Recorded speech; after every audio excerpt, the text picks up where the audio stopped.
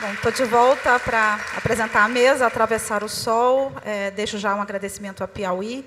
Ela reúne um grande escritor de língua inglesa já consagrado, já premiado, e um jovem autor brasileiro estreante que vem causando, enfim, sensação, já recebendo grande recepção. Para mediar essa mesa, temos o Pedro Mira Monteiro, que é um professor de literatura brasileira em Princeton, já tem experiência de muito tempo morando no exterior e vendo o Brasil também de fora. Ele é autor de vários trabalhos, eu vou citar dois. Conta-Gotas, é um conjunto de máximas, é a experiência de literatura dele, e é organizador da correspondência do Sérgio Buarque de Holanda e do Mário de Andrade. Aproveitem, boa noite.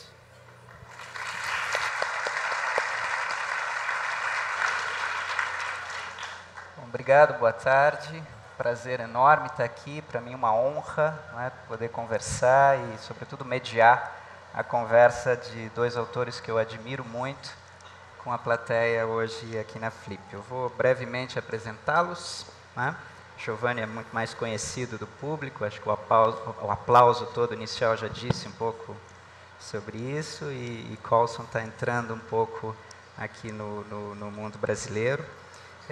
Giovanni é do Rio de Janeiro. Giovanni, como vários de vocês sabem, estourou, não é, como escritor no ano passado com a publicação de um belíssimo livro de contos, publicado pela Companhia das Letras, que se chama O Sol na Cabeça. Né? O Giovanni nasceu no Rio de Janeiro, em Bangu, em 1991, e mora hoje no Vidigal. Ele participou, enfim, um pouco do mundo ali das oficinas literárias, participou da FLUP, né, que é essa espécie de duplo cara metade da Flip, né, que é a Festa Literária das Periferias, e já não é a primeira vez, como vários de vocês hão de saber, que o Giovanni está aqui na Flip.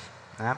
O Sol na Cabeça foi recebido com grande alarde, já tem traduções em curso para diversas, né, várias línguas, e já foi também contratado para o cinema, né, vai sair com o Carinha Ainus.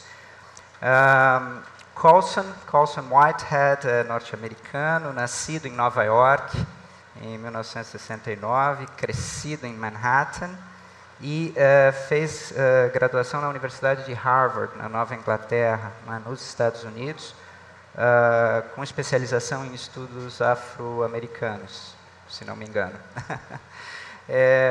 Depois da graduação, o Coulson foi jornalista, e em 1999 ele lançou seu primeiro romance, recém-lançado aqui no Brasil também, com o título A Intuicionista, que é divertidíssimo, lançado aqui no Brasil pela HarperCollins Brasil. Coulson também é um tremendo cronista, não é? Assim como o Giovanni, que vai estrear no Globo com a sua crônica essa semana, ou semana que vem. Não é?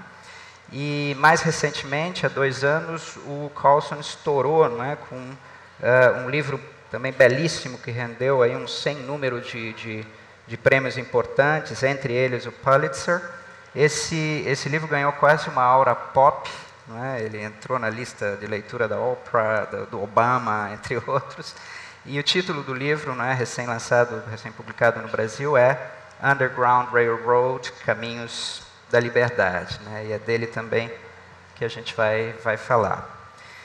Bom, eu vou começar com a pergunta tradicional, né, de início. Eu acho que todo mundo tem curiosidade, é uma pergunta óbvia, mas que pintam coisas interessantes em geral quando a gente faz essa pergunta, que é como eles se fizeram escritores, como eles se inventaram escritores, né, antes ainda da gente falar dos livros. A gente sabe que não tem um momento mágico em que você se torna escritor, não é? Tem sempre algo que vem, em todo caso, antes da celebração, né, antes da certeza de que se há um autor, né, que tem a ver com encantamento, com fantasia, mas com acaso também. Então, eu queria ouvir um pouco vocês sobre como vocês se tornaram, como vocês veem que se tornaram escritores. A gente pode começar com o Coulson.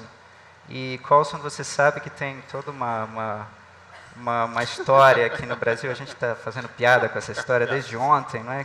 Tem gente que acredita que você se tornou escritor por causa de uma viagem ao Brasil, não é? A gente sabe que não é bem assim, mas você deu uma entrevista e isso virou uma história. Então, conta um pouquinho para a gente sobre essa viagem, que leituras você fez nessa viagem, mas também como é que foi a tua formação como leitor e depois como escritor, como se formou o teu gosto de leitor.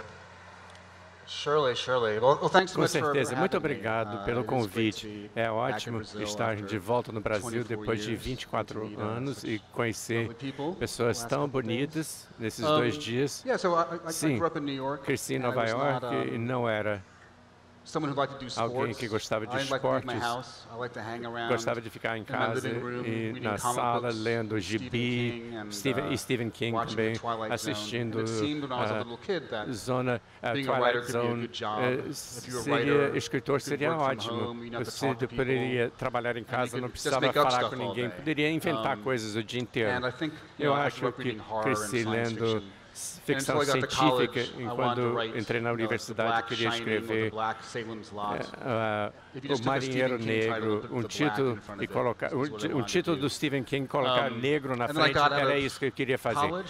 Quando eu me formei, trabalhei como jornalista, mas sempre quis escrever ficção. Me tornei um crítico, mas sempre quis escrever romances, então meu debut como romancista saiu de uma viagem ao Brasil. Meus amigos viajavam na Europa. Eu disse, eu não quero viajar para a Europa. Eu tenho 20 livros de Lonely Planet. São livros de viagem de hippies. Não tinha dinheiro, fiquei 6 semanas no Brasil. Comecei no Rio de Janeiro, fui para Salvador, Bahia, voltei ao Rio, depois São Paulo e em Paraty, finalmente. Eu acho que estava num lugar onde tinha que me comprometer a ser um escritor. Seria difícil, não teria dinheiro, estava deprimido, mas eu tinha que me comprometer a escrever o primeiro romance. Ninguém iria escrever, só eu. E um dia em Paraty, estava caminhando à noite, eu ouvi uma voz, Coulson. Eu olhei em volta, não vi ninguém. Olhei na água, havia uma mulher vestida de branco, brilhando com a caneta em chamas. Coulson, chegou sua hora. E Iemanjá está chamando você para o seu destino. Se você conseguir agarrar essa caneta, você vai se tornar o maior escritor de todos os tempos. A caneta caiu na água. Nunca mais vi a caneta. Mas se eu tivesse uma pessoa que acreditou em mim, era ela. Então eu comecei a escrever as primeiras anotações para o primeiro romance. Foi, acho que, um momento de muitos artistas têm, onde tem que decidir o que vão fazer. E aconteceu aqui em Paraty. Um conjunto de livros que você trouxe para o Brasil, especificamente, né? Como é que é isso? I was very pretentious. Era muito pretensioso. Trouxe Ulisses, de James Joyce, e quando cheguei em Paraty, é um livro longo, levou 4 semanas. Ulisses, quando cheguei em Paraty, li a Odisseia. Então, livros pesados. Há 24 anos atrás, você viu o negro magro em calça jeans rasgadas, lendo a Odisseia na praia, era eu. Você trouxe a Odisseia e Ulisses para o Brasil e você quer nos convencer que não foi aí que você se tornou escritor no Brasil. Muito bem. Giovanni, no teu caso a gente sabe que tem uma ou várias oficinas literárias no meio do caminho, né? Eu acho que para quem viu, acompanha um pouco o ciclo todo das Flips, né? Tem uma participação muito bonita do Giovanni em 2015 na mesa Falando Alemão. Alemão é o complexo do alemão, né? E o áudio está disponível, como todos os áudios, aliás, desses encontros, né? Mas, enfim, a tua não é uma trajetória óbvia, né? Eu acho que talvez seja uma trajetória também possível, digamos assim, de um Brasil que ameaçou mudar de cara e parece que algo aconteceu que essa promessa ficou um pouco no meio do caminho, né? Mas conta pra gente como é que você se fez leitor e depois, ou ao mesmo tempo, autor. Boa tarde, gente. Para todo mundo, um grande prazer estar aqui falando com vocês. Hoje faz 1 ano que eu estive aqui na Flip com a expectativa do sol na cabeça, e aí volto agora 1 ano depois com o livro materializado, com esse tudo de coisa bacana que vem acontecendo a partir dele. Então eu queria compartilhar que hoje é realmente um momento muito especial para mim, assim, de perceber o tempo como uma coisa em constante movimento. Eu quase sinto esse tempo passando, assim, isso é muito curioso. Agora, da minha formação de escritor, eu comecei a escrever muito cedo, assim, junto com minha formação de leitor, eu já comecei a escrever tudo, bem antes de pensar em fazer oficina literária, tudo. Eu escrevia qualquer coisa, assim, num caderno, depois comecei a publicar no Orkut, e Blogspot, enfim, quer dizer, é uma carreira de escritor de internet já bem antiga. Mas o que eu fico pensando que me formou como escritor talvez tenha sido quando eu me mudei de Bangu para o Vidigal, assim, porque eu estava com 10 anos ali, né, passando de uma infância para uma pré-adolescência, e era como mudar de cidade, assim, era um choque cultural e de muito grande, o jeito de viver, a maneira como as pessoas encaravam as coisas, as próprias regras das brincadeiras, as piadas que a gente contava, era tudo muito diferente. Tive um problema muito grande de adaptação nesse primeiro momento, mas depois fui me adaptando, e quando eu voltei para Bangu também já não era, eu era de lá, mas não morava mais lá, então quer dizer, já não era meio que de nenhum dos dois lugares, assim, e eu acho que esse não lugar ali que eu fiquei no meio foi fundamental para o meu exercício de observação. E aí que eu acho que é aí, nesse momento onde eu consigo, quando eu começo a observar as coisas com esse olhar, eu começo a me tornar o escritor que eu sou hoje, assim. Aí depois veio Flup, veio a revista Setor X, que foram fundamentais, assim, no meu desenvolvimento como escritor e como leitor também, porque eu peguei muita referência de livro para estudar nesse período. E aí eu acho que tem um momento crucial também, que é quando eu venho na Flip em 2015 e percebo o tanto de possibilidade que eu tinha a partir do trabalho que eu estava fazendo, o interesse que estava despertando e tudo. E então eu saí daqui, eu estava desempregado e eu decidi que eu seria escritor e não arrumaria outro emprego, assim. E foi isso. Legal.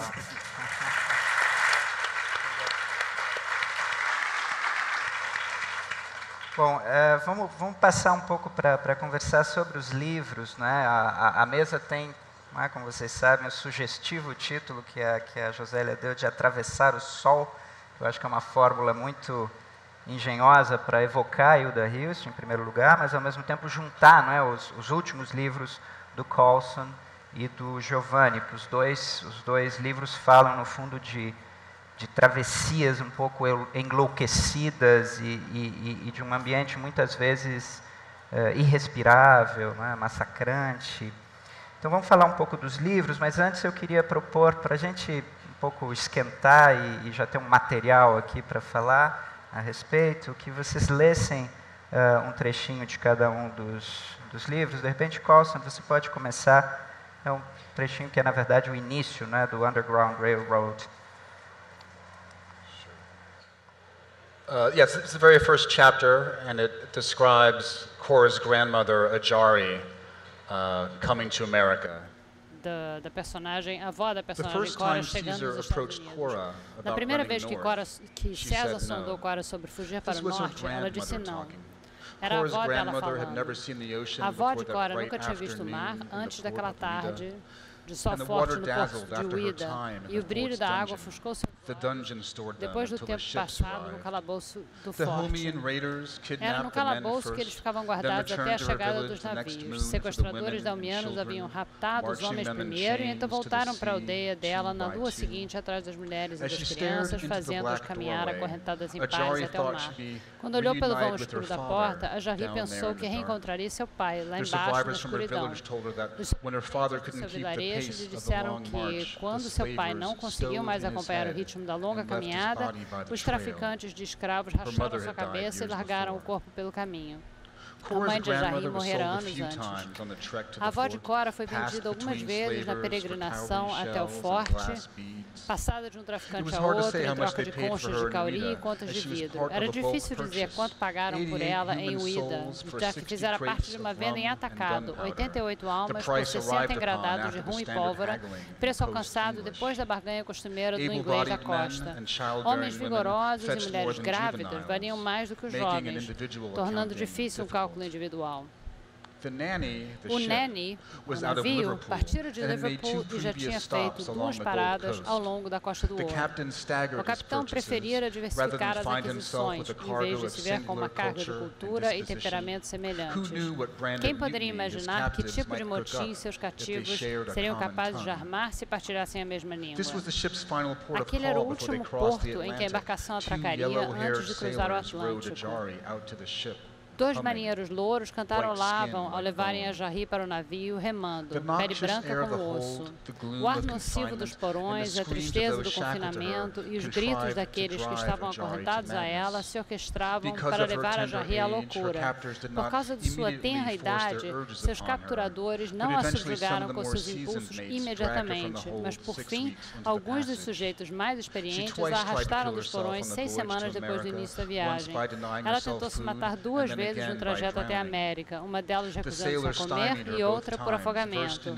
Os marinheiros a impediram em ambas as ocasiões, versados nos truques e nas inclinações dos escravos. A Jarry nem sequer chegou à murada quando tentou pular na água. Sua postura afetada e seu aspecto lastimável, milhares de escravos antes dela, traíram suas intenções. Acorrentada, da cabeça aos pés, numa tristeza sem fim.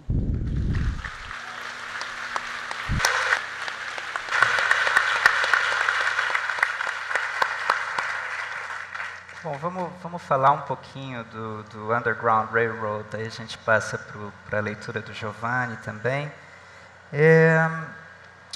Coulson, você, em algumas das entrevistas, né, que você deu pistas um pouco de algumas das referências, algumas das matrizes, né, que te ajudaram um pouco a pensar o Underground Railroad. Uma delas, a Odisseia. Mas também em algum momento você fala do que o realismo fantástico latino-americano como pode ter entrado, né, a tua leitura de Garcia Marques, né, e de fato tem algo entre aí onírico e alegórico, né, no livro, que é muito interessante.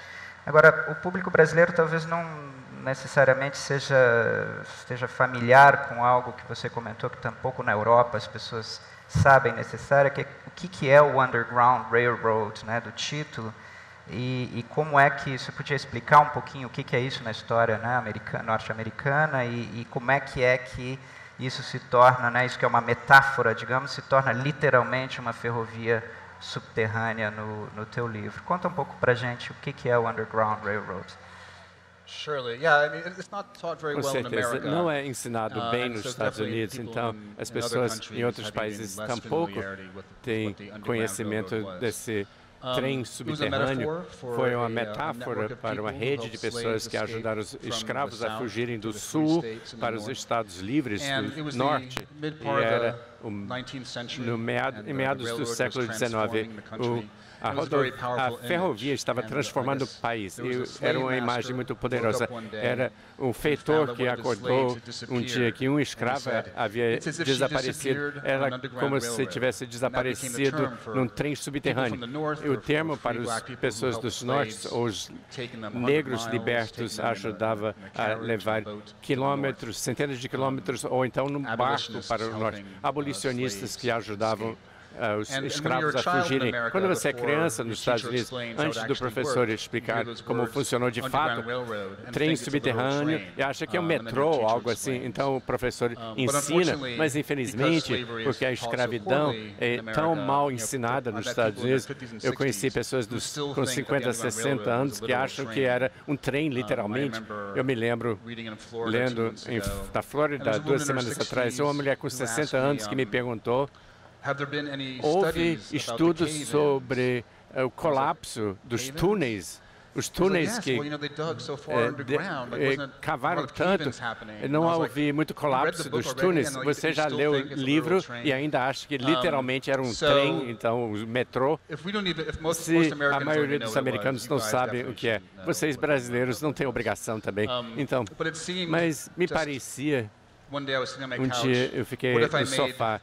Se fiz essa metáfora e transformasse num trem, literalmente, a Odisseia, cada estado que Cora atravessa até o norte, é um estado de possibilidades, com sua América alternativa. Então, assim, a história se liga com a Odisseia, onde temos um herói, numa viagem, várias viagens alegóricas, e tem que resolver o enigma com os ciclopes, ou então a bruxa, antes de chegar à próxima fase, o estágio da viagem. Vamos ouvir um pouquinho Giovanni lendo, e aí a gente conversa um pouquinho e a gente volta para o underground e para o Sol na Cabeça. Giovanni vai ler um trechinho do conto magnífico que é a Estação Padre Miguel.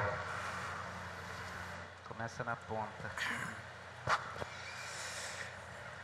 Já estava na ponta quando chegaram 2 malucos numa moto, sendo que o carona tinha uma AK-47 atravessada no peito e o piloto uma pistola na cintura. Depois disso aconteceu tudo muito rápido.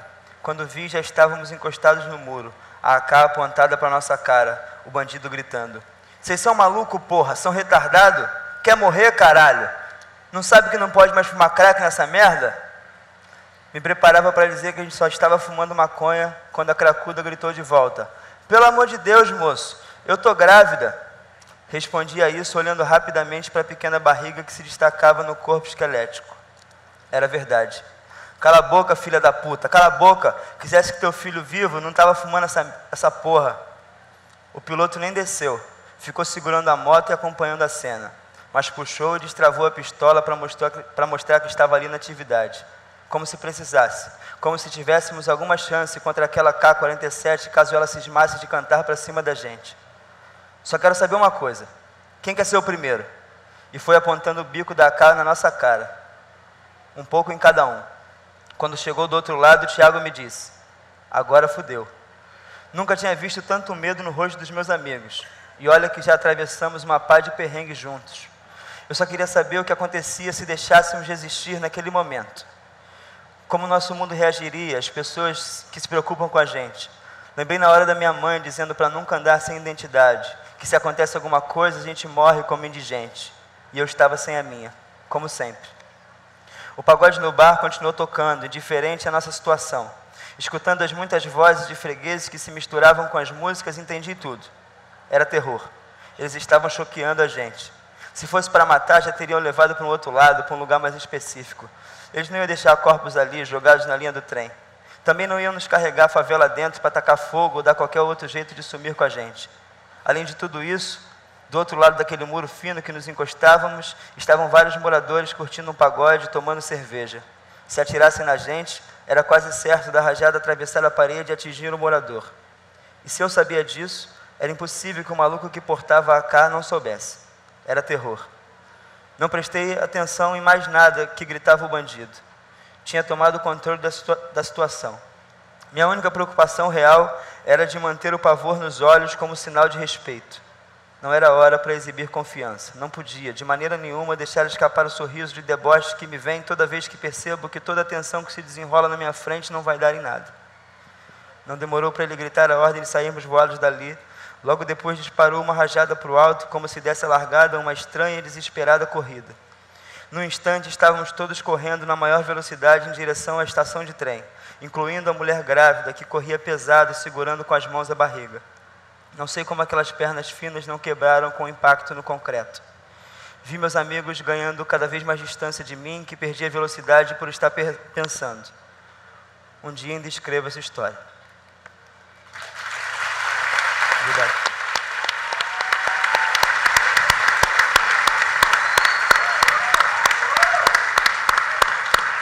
Legal.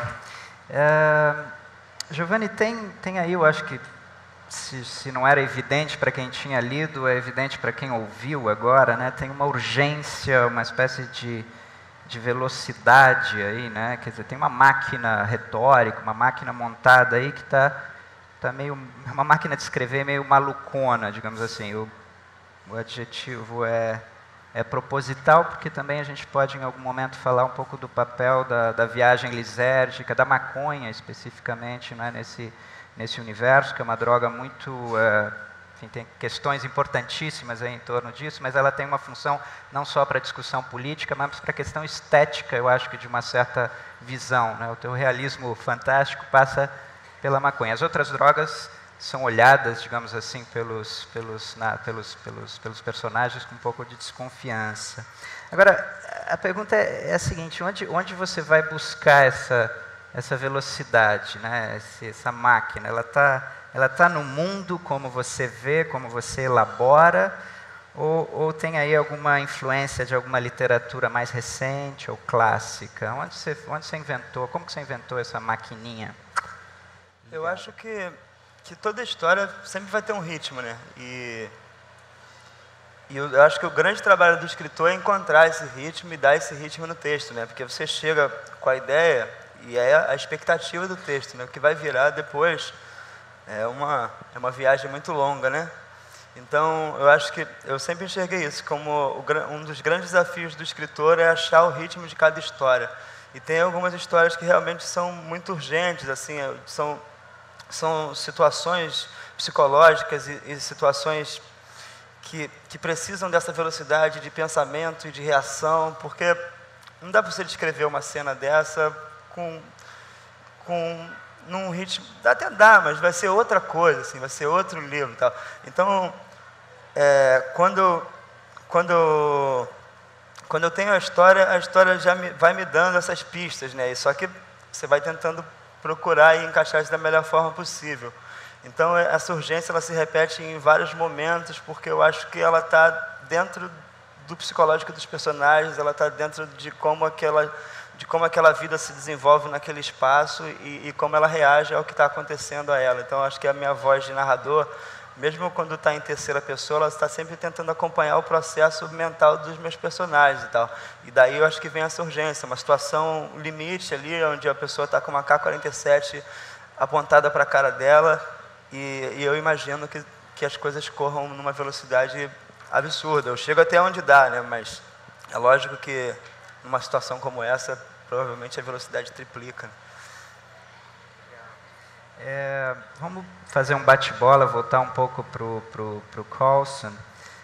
Coulson, o trecho que a gente ouviu, não é? Eu acho que deixa, a meu ver, claro alguma coisa que atravessa o livro, não é? Que é o fato de que os espaços, a construção, vamos dizer, dos espaços, como você faz, os espaços são ninho, quer dizer, são espaços acolhedores e ao mesmo tempo são prisão. Né? Eu acho que no trecho lido, o navio negreiro se chama Nanny, né? Enfim, é a acolhedora por excelência, né? Mas tem alguma coisa sobre os laços, né? Os links, a cadeia, os elos, tudo é muito ambivalente, né? Como acolhedor, aquilo que junta, mas também aquilo que oprime, né? E isso parece que é muito, muito forte, claro, para a protagonista, que é a Cora, né? Seria a neta da escrava, não é, que está sendo aprisionada ali na cena que nós ouvimos, mas parece que tem alguma coisa ambivalente para você, na maneira como você vê a bondage, né? Na maneira como você vê a prisão, digamos assim. É uma prisão ao mesmo tempo acolhedora e opressora. Você podia falar um pouquinho disso? Well, I mean, I guess I don't see it that way. Bom, eu não vejo exatamente assim. Quer dizer, uma das coisas boas de fazer pesquisa é que você encontra coisas sobre navio negreiro, indo para os Estados Unidos, indo para a África. E a Nanny, por exemplo, é um navio de verdade. Eu não inventei esse nome. Nanny, que significa babá, é um navio de verdade. Em termos da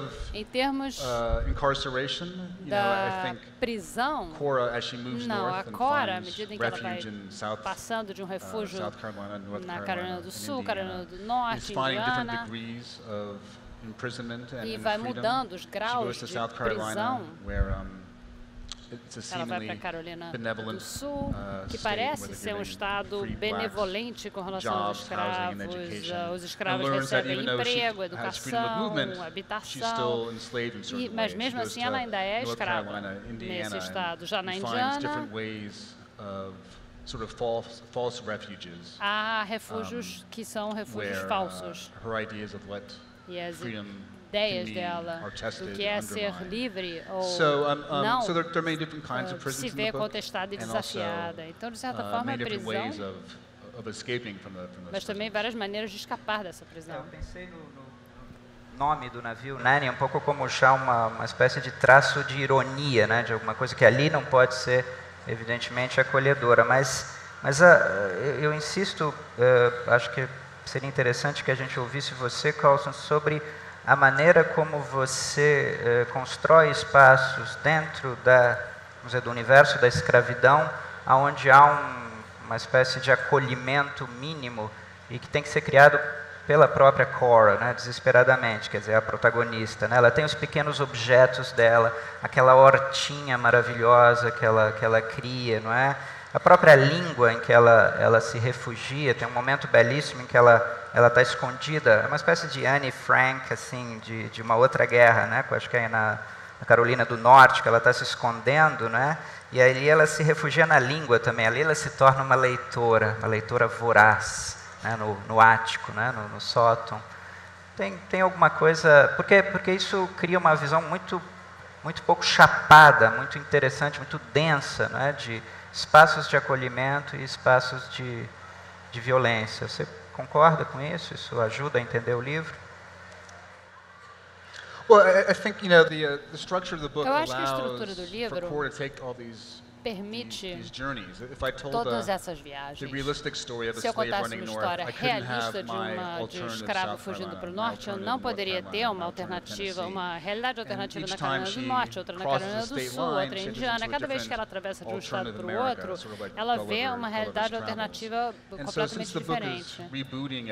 E como o livro, então, faz como se ele se reiniciasse a cada 60 páginas, porque tem um elenco novo de personagens, tem uma realidade nova, e eu tento fazer isso. Ela vai para uma comunidade de negros livres em Indiana, que é uma espécie de utopia negra. Então foi uma decisão logo no início de não escrever um livro realista. E isso permitiu que eu ocupasse todos esses espaços diferentes. À medida em que ela vai chegando para o norte, e ela vai se tornando um indivíduo, quer dizer, ela começa como objeto, um escravo, uma escrava, que é a propriedade de alguém, e ela vai passando por vários estágios, nos vários estados. E aí ela vai descobrindo o mundo em cada um desses estágios. Giovanni, um pouquinho agora, voltando especificamente para o trecho que você leu, mas que eu acho que dá uma pista para pensar em outros contos também. Tem uma coisa com a identidade e a mãe, que é muito interessante. A gente conversou um pouquinho sobre isso ontem também, né? A mãe não...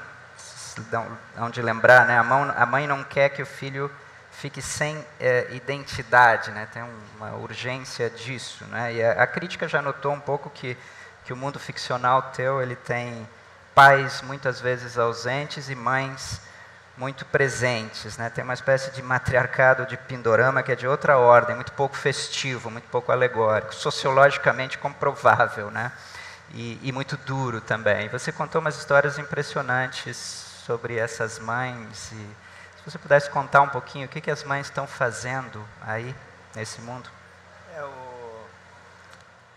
É um livro onde os personagens são muito ligados com a mãe, né? Por serem sido criados a maioria só por ela, ou com a ajuda de uma avó, de um tio, enfim.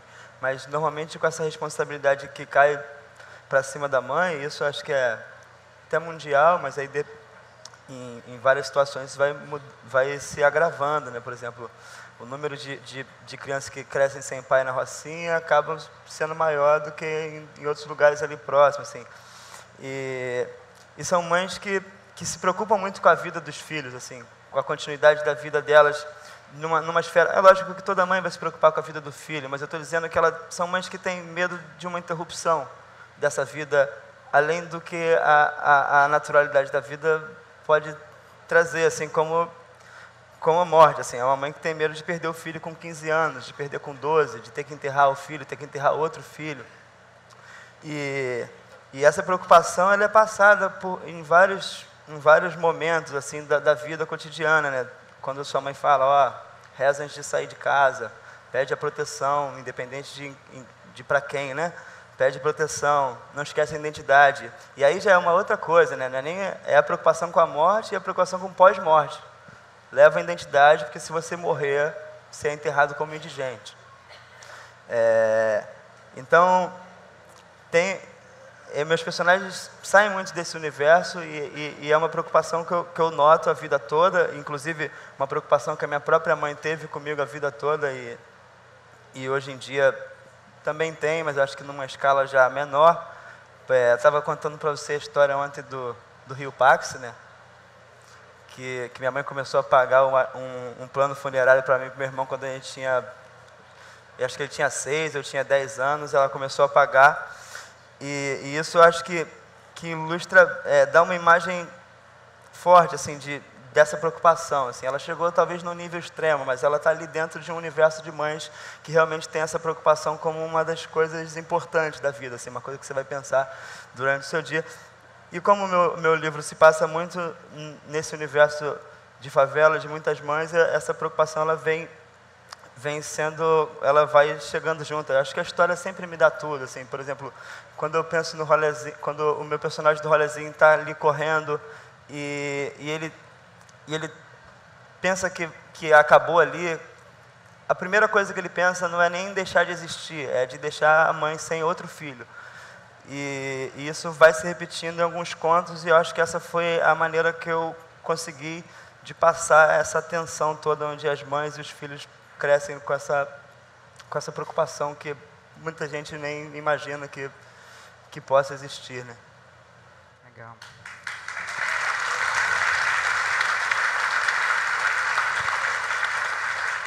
Bom, vamos falar um pouquinho de política e literatura, ou de literatura como política, né? Tem uma pergunta que é para os dois, e a plateia pode fazer perguntas, né? Escrever, passar, elas vão chegar aqui, a gente pode também fazer perguntas da plateia. Mas queria fazer uma pergunta para os dois, tem algo a ver com uma conversa que começou ontem, né?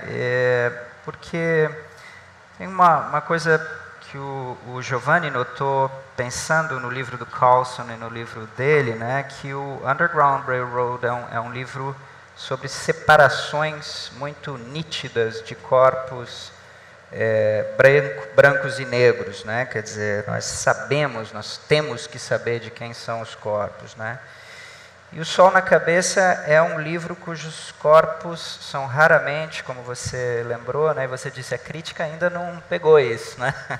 É um livro cujos corpos são raramente descritos, né, ou trabalhados, né? E, no entanto, nós sabemos, tem alguma coisa perversa aí, não é, que eles são, na sua maioria, negros, sem que se diga. Ou seja, tem algo aí que é explícito e algo implícito, não é? Isso é um pouco esquemático, mas só para ajudar a gente a pensar. Tem alguma coisa muito explícita na separação e alguma coisa muito implícita e não dita na questão racial no livro. Isso talvez, claro, diga algo sobre a questão racial nos dois mundos e nos dois países. Vocês podiam, Carlson, podia pensar um pouquinho nisso? Como é que você vê essa nítida separação?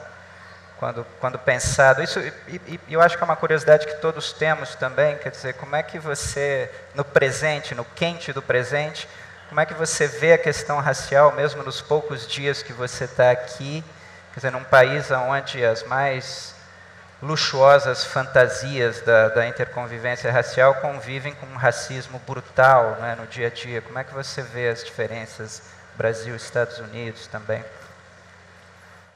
Well, we did travel far in that question. I guess in terms of technique, em termos de técnica, eu detesto descrever corpo.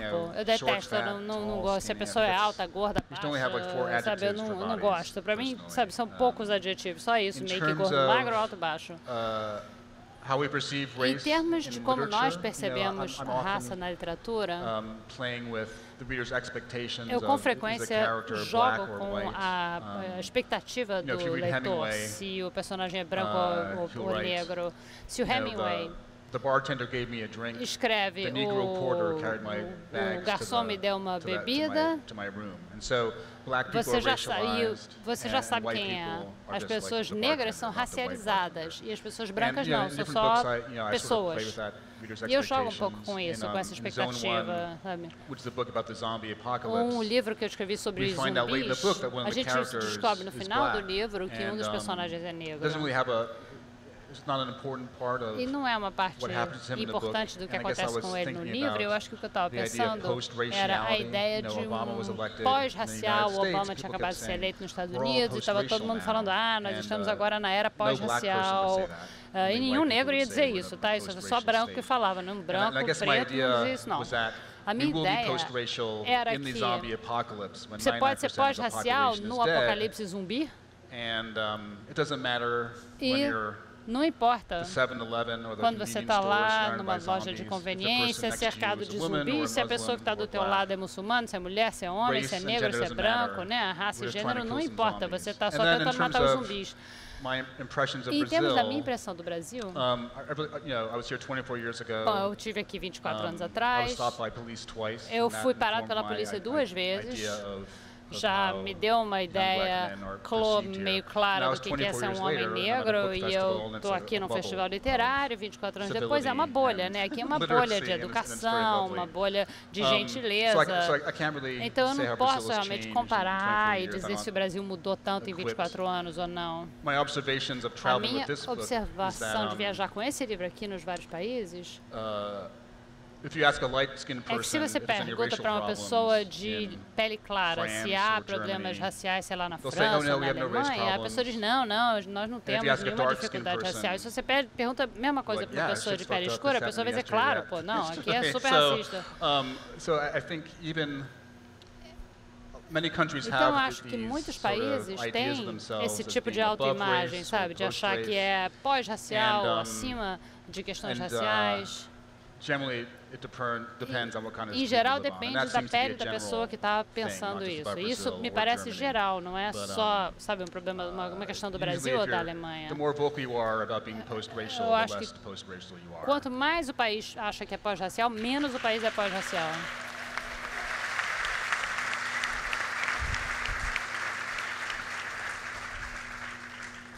Giovanni.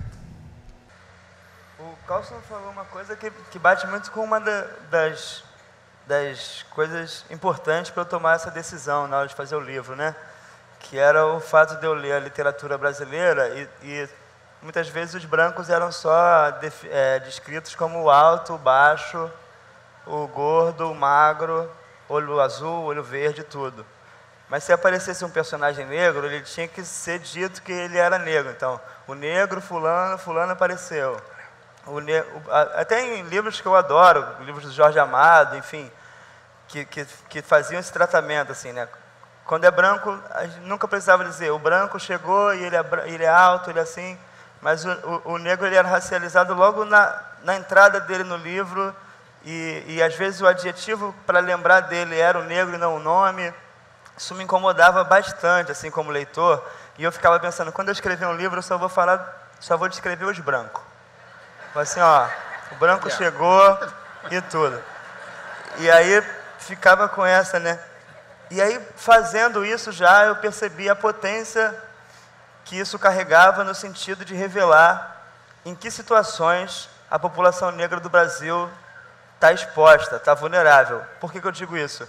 Porque se você lê o Rorazinho e só consegue imaginar personagens negros, é porque você sabe que dificilmente um personagem branco ia estar vivendo aquele tipo de situação, sabe?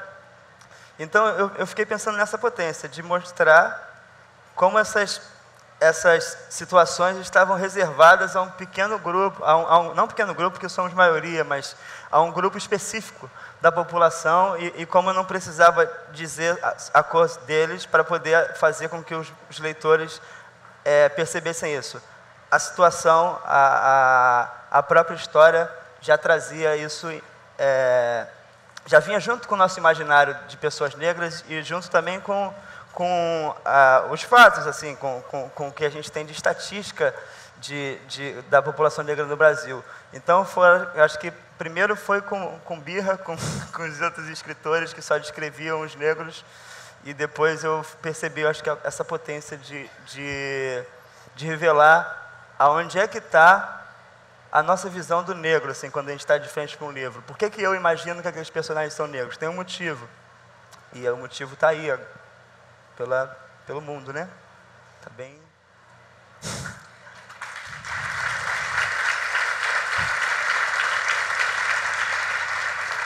É interessante que você lida com, a minha opinião, pelo menos tanto como leitor, mas também te ouvindo, você lida com uma certa leveza com esse tema tão profundo, mas tão incômodo, não é? Que é o imediato reconhecimento de um lugar teu que te aprisiona, em certa forma. Tem uma categoria sobre a qual a gente conversou, que às vezes aparece, né, para descrever o tipo de literatura que você está fazendo, que é realismo, uma nova forma de realismo, que é uma categoria super complicada, né, mas sobretudo porque te coloca perto do testemunho, né? Você é uma espécie, você não está fazendo ficção, você está fazendo testemunho dali, né? Tem uma pergunta que é super, quase incômoda, assim, provocativa aqui da plateia do Reico, mas que eu acho que vale a pena para provocar mesmo, né? Até porque você lida com leveza, né, com as provocações. Mas a pergunta é a seguinte: se você não tivesse essa biografia do Vidigal, teria tanta atenção, ou melhor, sua escrita seria tão insensada? E tem uma provocação. Acho que, como crítico, é uma categoria também em crise, mas como crítico eu acho que a gente está insensando a literatura do Giovanni porque é boa literatura, ponto. Mas, de qualquer maneira, é uma pergunta que eu acho que te incomoda muito, né? Então... Fala pra gente. Quem pode responder essa pergunta são os leitores, né?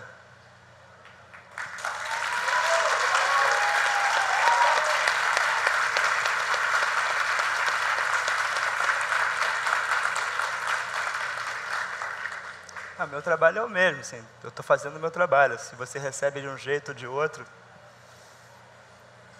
Legal.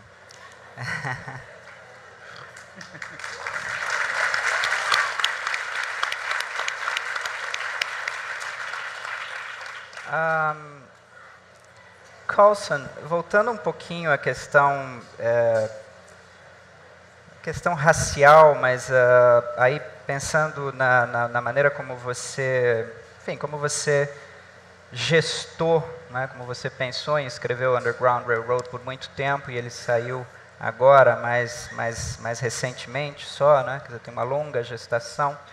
É uma coisa que eu sei que aparece muito nas perguntas, nas entrevistas, mas acho que seria legal a gente ouvir um pouquinho, porque como é que é escrever esse livro sob o Obama e depois está agora sob Trump, né? Quer dizer, você sente que tem uma presença forte dessa espécie de pequeno horizonte utópico ali que nasce e de repente se fecha.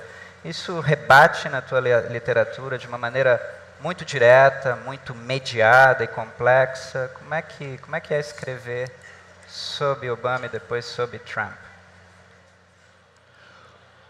Yeah, I mean, Sim, eu escrevi alguns romances que falam sobre a América contemporânea.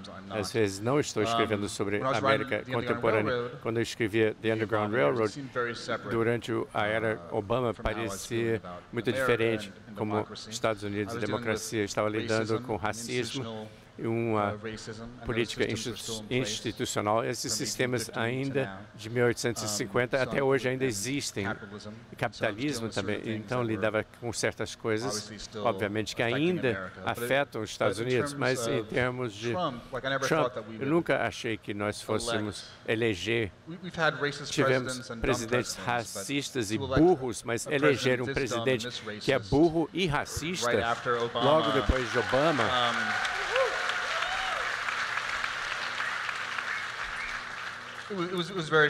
Foi chocante. E normalmente eu escrevo um livro que talvez seja um pouco mais sério, deprimente, depois um pouco mais leve, alternando. E The Underground Railroad tinha menos brincadeiras por página. Eu aguardava fazer. E depois Trump foi eleito e não posso escrever o outro livro mais leve. Agora tenho que falar sobre racismo institucional e ser mais sério ainda, porque tinha que descobrir como o mundo tinha mudado com a eleição de Trump. Então, eu fiz 2 livros deprimentes seguidos. Acabei de entregar semana passada. E é muito esgotante lidar com escravidão ou prisões, como eu escrevi agora, e depois terminar e ligar a televisão e ver como esse governo de Trump abusa e vem abusando o caráter americano, os dizem o dia inteiro. Fico muito feliz em ter terminado de escrever durante algum tempo e tirar um tempo, dar um tempo. Na realidade, na minha ficção, com essas coisas terríveis e como nos tratamos de maneira tão terrível uns aos outros. Chegou uma pergunta da plateia para você. Como fazer ficção ao mesmo tempo com pesquisa histórica e futurismo? Isso te convida um pouco a falar dos outros livros também.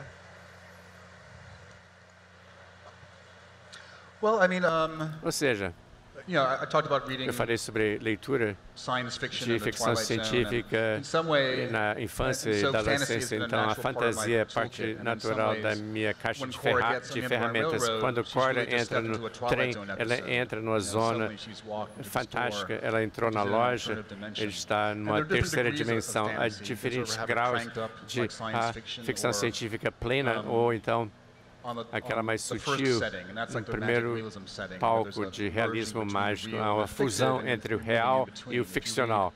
E se você lê 100 Anos de Solidão, você lê de Garcia Marques, você tem uma presença imperialista e também pessoas com asas, uma história muito realista, e depois, de repente, chegam as formigas. Então, em 100 Anos de Solidão, nesse livro, eu tentei encontrar a voz certa que consegue juntar coisas que aconteceram com Cora, com a realidade da escravidão. E os outros livros têm livros mais realistas, que têm monstros menos realistas, aliás. Não tem elemento de fantasia. Tem que encontrar a ferramenta certa para o trabalho. E, às vezes, significa algo fantástico e, às vezes, você faz de maneira direta. Falando em a utilização, né, de materiais um pouco para construir a ficção, queria ouvir um pouquinho vocês como cronistas. Você podia falar um pouco da tua experiência desde jornalismo, do Village Voice. Acho que você pode explicar um pouquinho o que foi isso, né, escrever nesse momento, maneira amorosa, digamos, com que você se aproxima de um espaço afetivo, que é a Nova York, que você descreve um pouco, super complexamente, né, nas tuas crônicas. É uma pergunta para o futuro cronista, para o futuro do cronista, que é o Giovanni também, né? Como é que a gente falou um pouco sobre isso ontem, como é que você se vê como esse cronista que vai falar sobre qualquer coisa, né? Como é que é a eleição de qualquer coisa? Giovanni, quer começar? Não. Mas posso. Massa. Manda.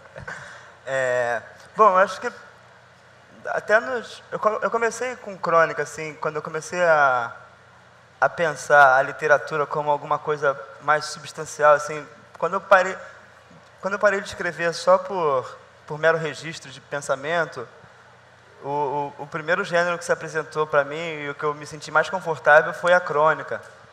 Eu lia bastante crônicas do Drummond e me sinto bastante influenciado por esse tipo de construção dele. E então acho que até nos próprios contos tem um pouco do Giovanni cronista também, assim, naquela coisa de fotografar o momento e tentar pintar aquele momento de uma forma urgente, né, para poder não se perder também, sabe? Então, eu estou bem ansioso para retomar esse exercício, porque eu acredito que escrever crônica é, antes de tudo, um exercício de observação e de olhar e de percepção de coisas que podem passar batido, né, na nossa correria do dia a dia. E eu acho que essa coisa é muito cara ao escritor, e principalmente no momento que a gente vive, um momento de revolução tecnológica muito grande, onde as relações interpessoais, as relações com a cidade, as relações com as ruas, com as coisas materiais estão se transformando de uma forma muito assustadora, até acho que é uma palavra que cabe.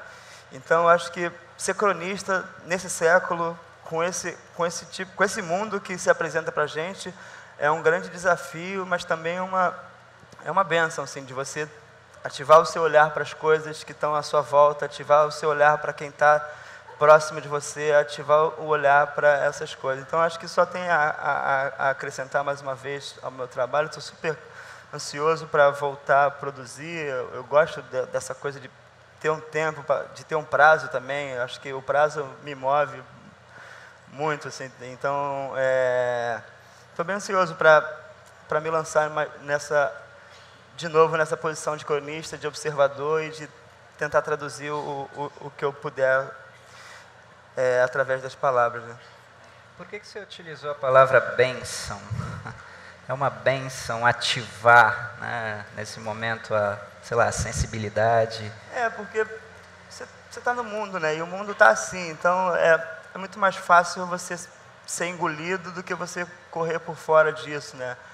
Porque, eu cito um exemplo, quando eu escrevi O Sol na Cabeça, eu fiquei 2 anos escrevendo direto, todos os dias, e eu estava 3 anos sem celular.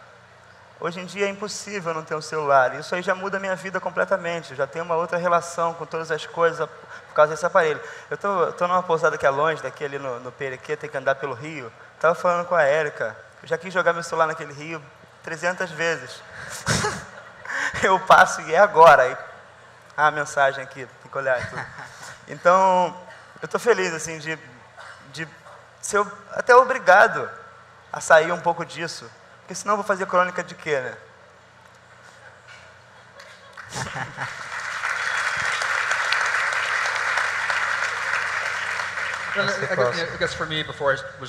Antes de escrever ficção, fui jornalista, Village Voice, que é um jornal semanário de esquerda. Adorava esse jornal na universidade. Muitos críticos escreviam sobre livros e filmes, cinema, semana seguinte, depois televisão, música. Uma espécie de pessoas que mudavam de gênero para outro gênero. Parecia uma boa maneira de lidar com a cultura. Então, fiz isso 2 anos. Ainda uso esse material. Eu aprendi a trabalhar como editor.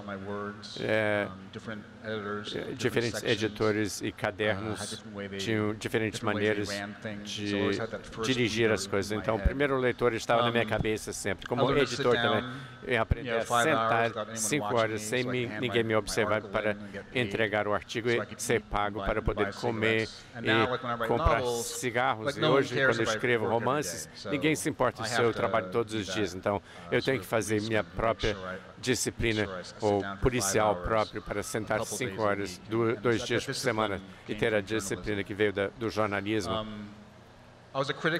Fui crítico, ainda não gosto de fazer entrevistas. A pesquisa que consigo fazer na minha casa, fico feliz em fazer.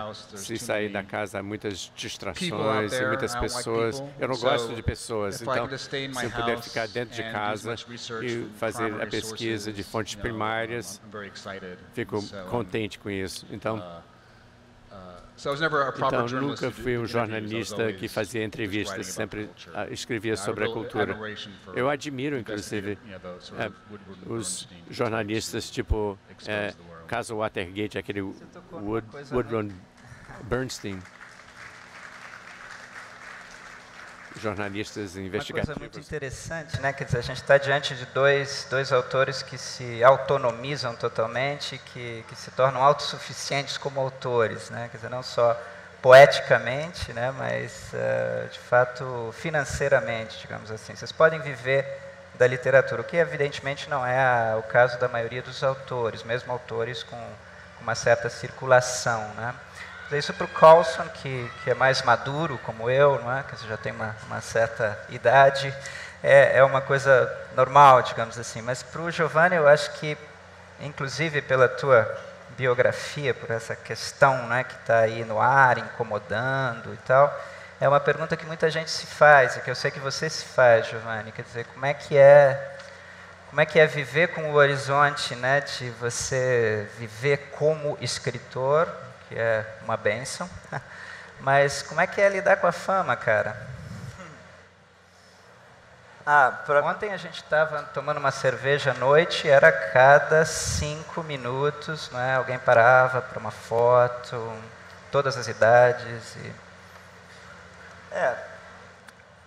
Tem dois lados, assim, né, porque essa exposição ela pode te expor para papos maravilhosos e encontros incríveis, e ao mesmo tempo ela pode te expor para situações que às vezes você está apressado, quer ir no banheiro, sei lá, de toda a ordem, assim, o que pode acontecer, porque você está exposto ali e a pessoa pode te interpelar a qualquer momento e quando ela faz isso, geralmente ela ignora no sentido de não ter como saber também qual é o momento que você está passando naquele cruzamento. Então é sempre uma roleta russa, né? De sentimentos a partir disso, assim. Agora, esse lance separado aqui na Flip, eu fiquei pensando muito e, no fim das contas, o mais legal era isso, assim, né? Porque estou há algum tempo já, o livro saiu em março, então eu já estou há algum tempo sendo informado sobre números de vendas. Vendeu tantos livros essa semana, vendeu tantos livros esse mês. E agora aqui na Flip eu consigo ver um pouco desses leitores, né? Eles deixam de ser números e passam a ser pessoas que têm histórias de lugares de onde saíram e têm relações com o livro. E isso é interessante. Mas ainda bem que é só uma semana também. Ninguém aguenta mais que isso. Adoro a Flip, mas ninguém aguenta mais que isso. Então, eu acho que é bem por aí, assim. Tem muitos lados, um lado maravilhoso, um outro lado mais complicado. Mas eu não sou de reclamar muito de nada, assim, porque já trabalhei em cada coisa que pega até mal, assim, reclamar de tirar uma foto.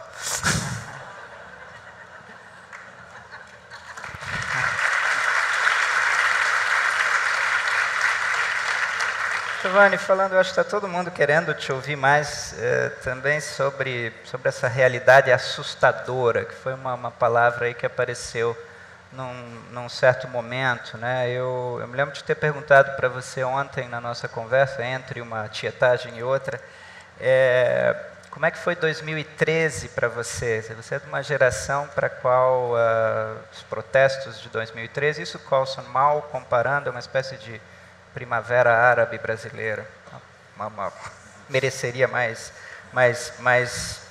discussão. Mas, enfim, só para dar um pouco de marco, quer dizer, são as manifestações de 2013 que foram importantes e que foram mais ou menos rapidamente, vamos dizer, tomadas por uma agenda de direita, como a gente sabe, não é? E que, de alguma maneira, e muito tortuosa, nos leva ao enrosco em que a gente está atualmente. Mas você, não querendo te transformar num exemplo, num caso, né?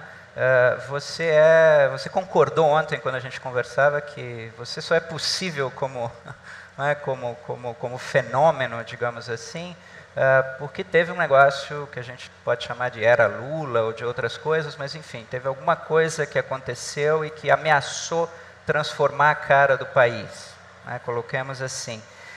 Mas aí quando eu perguntei para você, em 2013, como é que foi para você? Você dizia, eu fiquei trancado estudando, não fui para a rua. Então tem uma relação super interessante, complexa tua com a política. Conta um pouco para a gente como é que é isso. É aquilo de você estar muito dentro, mas ao mesmo tempo ficar fora, assim, né? Em alguns momentos. Em 2013 especificamente, eu estava num momento de autoconhecimento muito grande, num momento de reconhecimento do meu território, de reconhecimento de várias coisas que hoje em dia são muito importantes para mim, e um momento de muito estudo também de linguagens. Estudava cinema na época, estudava por conta própria muitas peças de teatro, quer dizer, eu realmente estava em outro momento, estava em outro lugar, e E aquela rua, a rua sempre me chama, sempre me chamou, assim, mas por algum motivo, em 2013, ela não me tocou nem um pouco, assim. Por quê?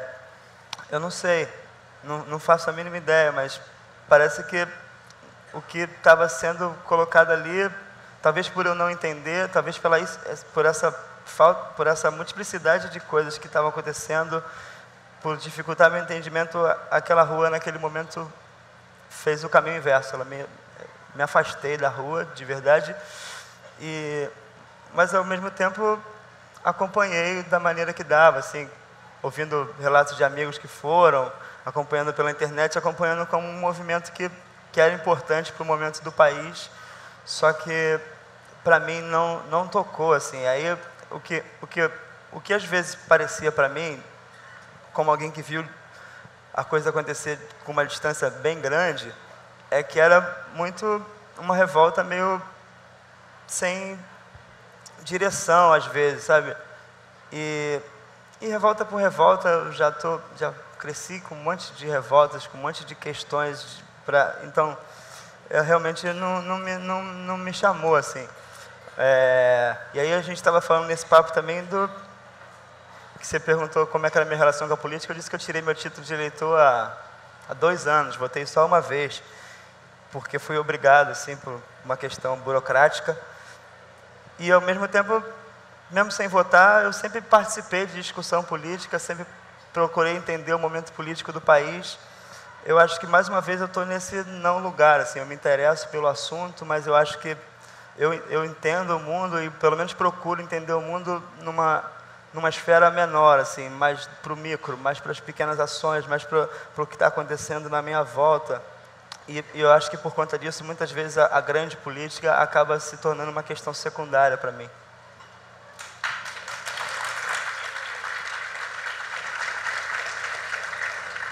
Bom, falando um pouco a gente tem só alguns minutos, mas tem algumas perguntas interessantes chegando aqui.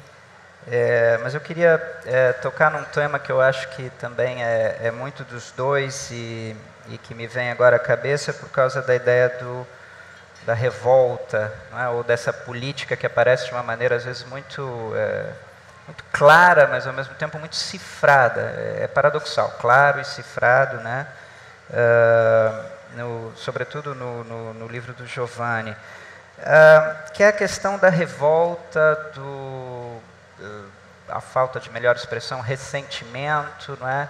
E da possibilidade de reagir, digamos assim, ao sistema, ou às molas e às máquinas do sistema, que é uma coisa que aparece, eu acho que explicitamente em 2 momentos, né? Em um momento em cada um dos livros muito impressionante. É algo que eu e o Giovanni conversamos depois do nosso jantar. Nós fomos tomar uma cerveja e falamos muito do seu livro, Carlson.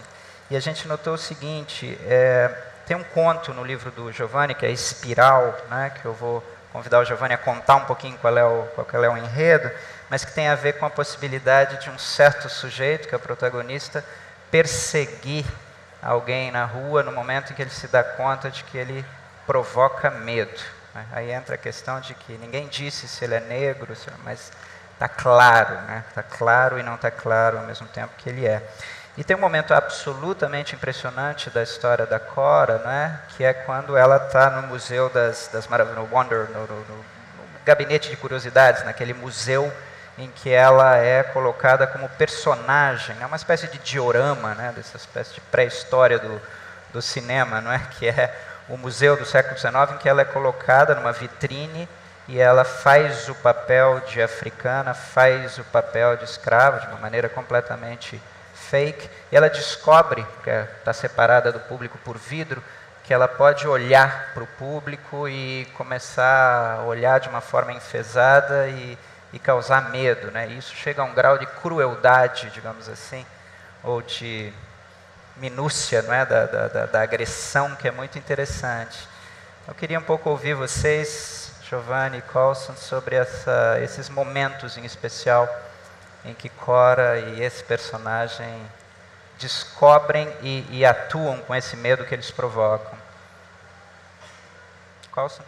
Well, I mean, yeah, Cora starts off a as a piece of property, começa como an object, uma propriedade, someone who's objeto, gazed upon, always alguém watched by a quem os slave outros masters olham, and os bosses senhores, in the fields. os chefes, So once I get her out o of the capataz. plantation, I'm Quando ela trying, as a sai writer, da I'm trying to plantação, find places where she can have agency and learn about estava the tentando world. encontrar lugares onde So ela when she pudesse gets ter this mais job agência. in a E quando ela museum, consegue esse emprego she's never nesse been museu, educated, she can't ela read, nunca estudou, ela não but sabe she knows escrever. that the depiction of Mas ela sabe life in an African village que a is imagem wrong. The de uma depiction of life, aldeia africana a plantation life ou da vida na plantação, a whitewashed version ela sabe que é uma of how a versão, plantation actually works. uma versão mais And limpa, so, uma versão feita para brancos. even though she can't read, she has this new Mesmo ela understanding não of the sabendo world. ler And nem escrever, ela tem essa she does realize compreensão that she has this evil e ela eye, and percebe she can gaze back que ela upon pode the fazer people who are isso, que watching ela pode her. olhar para And o for me, it's público an com important moment um olhar because que she causa has medo no been público. so passive and not had any E ela até então foi sort of muito agency in her life. passiva, não tinha And nenhuma forma de as she agência na goes vida and dela. trying to E à figure out these medida em different que ela places vai where she can passando por esses actually come vários into lugares em herself que ela pode and realmente be an agent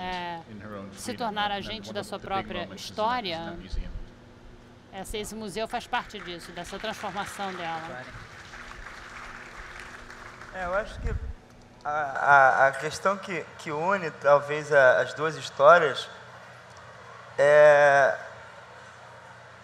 o fato de que pessoas em situações de poder não esperam ser confrontadas, né? Então, quando esse confronto existe, alguma coisa muda ali, né? Mesmo que seja por um segundo, aquela mulher que está presa dentro de uma caixa, ela consegue aterrorizar o homem livre do outro lado dela.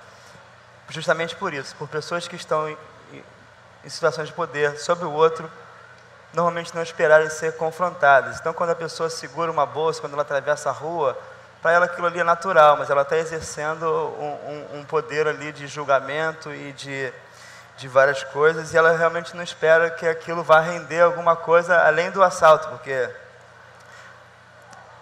eu imagino que elas atravessem achando que vão ser assaltadas, né?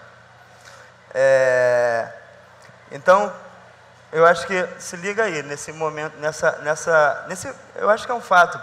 Dificilmente pessoas em situações de poder sobre outras são confrontadas, e quando acontece, o choque é imediato. Legal. Bom, a gente... São 7 horas, né? Eu estou recebendo aqui uns bilhetinhos ameaçadores, que está na hora da gente encerrar. Tem várias questões super interessantes aqui, eu tenho certeza que vocês vão poder um pouco assediar, no melhor sentido, os dois, porque os dois, o Colson e o Giovanni, vão estar agora autografando os livros deles na Livraria da Travessa, né? Aqui atrás.